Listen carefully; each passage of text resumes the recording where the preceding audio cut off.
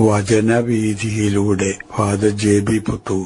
വിശുദ്ധ മത്തായി രചിച്ച യേശുവിന്റെ സുവിശേഷം.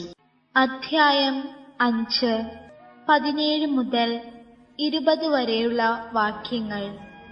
നിയമത്തിന്റെ പൂർത്തീകരണം. നിയമത്തെയോ പ്രവാചകന്മാരെയോ അസാധുവാക്കാനാണ് ഞാൻ വന്നതെന്ന് നിങ്ങൾ വിചാരിക്കരുത്. അസാധുവാക്കാനല്ല, പൂർത്തിയാക്കാനാണ് ഞാൻ വന്നത്.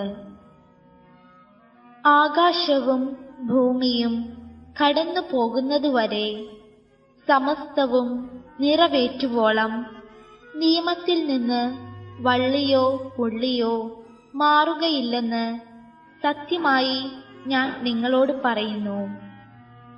ഈ പ്രമാണങ്ങളിൽ ഏറ്റവും നിസ്സാരമായ ഒന്ന് ലംഘിക്കുകയോ ലംഘിക്കാൻ മറ്റുള്ളവരെ പഠിപ്പിക്കുകയോ ചെയ്യുന്നവൻ സ്വർഗരാജ്യത്തിൽ ചെറിയവനെന്ന് വിളിക്കപ്പെടും.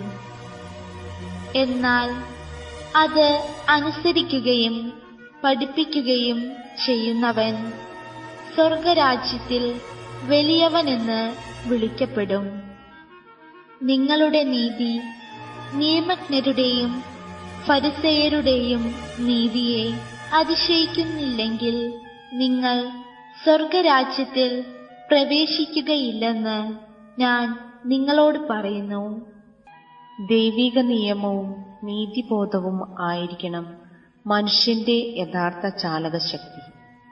പരസ്യ ജീവിതകാലത്തിലെ യേശുവിന്റെ ചില പ്രവർത്തന ശൈലി കാണുകയും കേൾക്കുകയും അവ നേരിട്ട് അനുഭവിക്കുകയും ഒക്കെ ചെയ്ത ആളുകളിൽ ഒരു വിഭാഗം ജനങ്ങളുടെ ഇടയിൽ ഒരു ധാരണാപിശക് വളർന്നു വരാനിടയായി.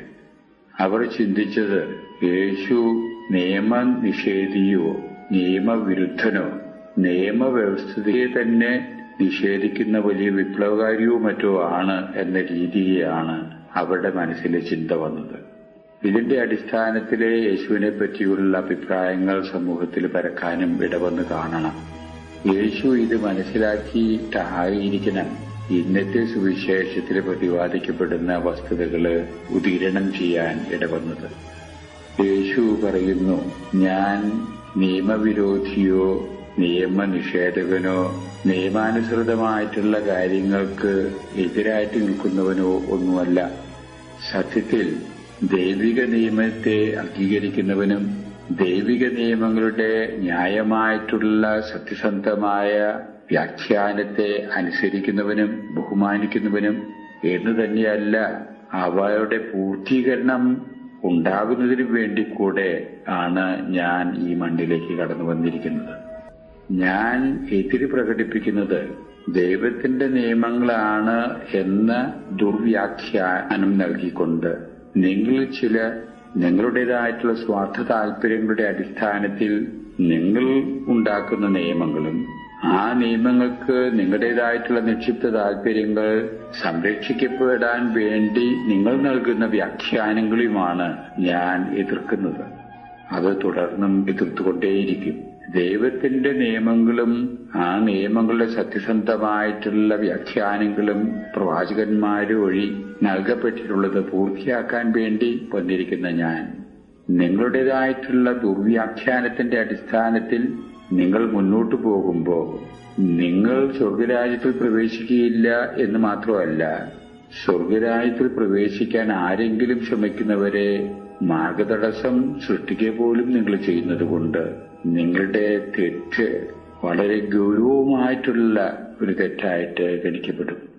യേശു തുടർന്ന് പറയുകയാണ്, ഈ ദുർവ്യാഖ്യാനം ചെയ്യുന്ന നിയമപണ്ഡിതന്മാരുടെയും ഫരീസയരുടെയും നീതിബോധത്തെ അതിലംഘിക്കത്തക്ക വിധത്തിലെ അതിജീവിക്കത്തക്ക വിധത്തിലുള്ള പ്രകൃതി നിയമത്തിൽ അധിഷ്ഠിതമായിട്ടുള്ള ദൈവിക നിയമത്തെപ്പറ്റി ദൈവിക നീതിയെപ്പറ്റി ഉള്ള അവബോധം നിങ്ങളിൽ ഉണ്ടാകുകയും ആ നീതിബോധത്തിനനുസരിച്ച് നിങ്ങൾ ജീവിക്കുകയും ചെയ്താലേ നിങ്ങൾക്കായിട്ട് വിഭാവനം ചെയ്യുന്ന സ്വർഗരാജ്യത്തിലേക്ക് നിങ്ങൾക്ക് പ്രവേശിക്കാനാവുള്ളൂ എന്നുള്ളത് നിങ്ങൾ മറക്കരുത്. അപ്പോൾ യേശു രണ്ടു തരം നീതിയെപ്പറ്റി ജനങ്ങളെ പഠിപ്പിക്കുകയാണ്.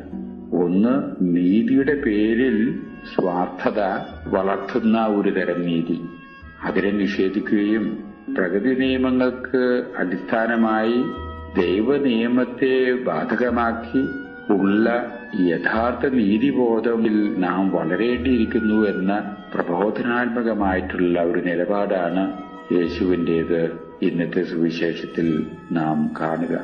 ഇതിന്റെ ആന്തരികത, അതിന്റെ യഥാർത്ഥത്തിലുള്ള സന്ദേശം ഉൾക്കൊണ്ടുകൊണ്ട് നാം നമ്മുടെ ജീവിതം മുന്നോട്ട് കൊണ്ടുപോകേണ്ടതുണ്ട്. യേശുവിന്റെ അനുയായികൾ അങ്ങനെയാണ് ചെയ്യേണ്ടത് എന്ന സന്ദേശമായിരിക്കില്ലേ ഇന്നത്തെ സുവിശേഷം എന്ന് നമുക്ക് ധരിക്കാം.